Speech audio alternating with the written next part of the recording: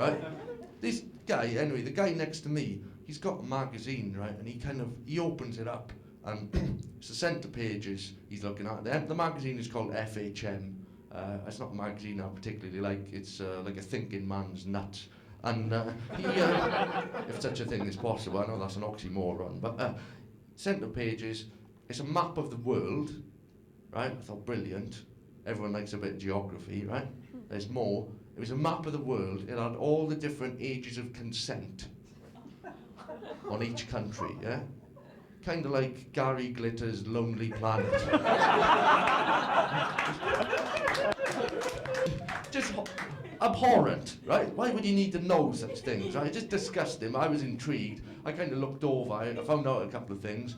The age of consent in Bolivia is puberty, and the age of consent in Spain is 13. I didn't know that. It's kind of shocking. It also kind of puts into perspective all those people who keep moaning about bullfighting. It's like, yeah, I see your point, but maybe we should sort this shit out first. Then move on to the animals, you know. Not move on to the animals in a kind of German way. Mentioning bullfighting, they do this thing every year. It always intrigues me. It's called the running of the bulls in Pamplona. You might be familiar with it. What happens is they get they have loads of windy little alleyways, and they fill them up full of drunk people and bulls, right?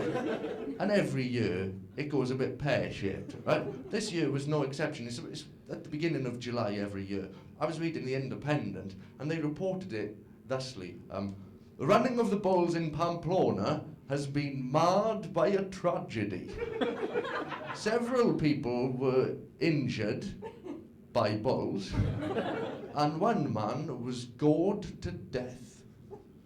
I was like, call me harsh, but I don't really see that as a tragedy.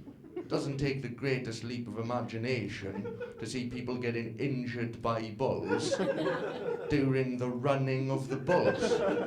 Fair enough, right, if a fucking bull had managed to get onto the centre court during the men's Wimbledon singles final, right, and repeatedly gored Roger Federer to death.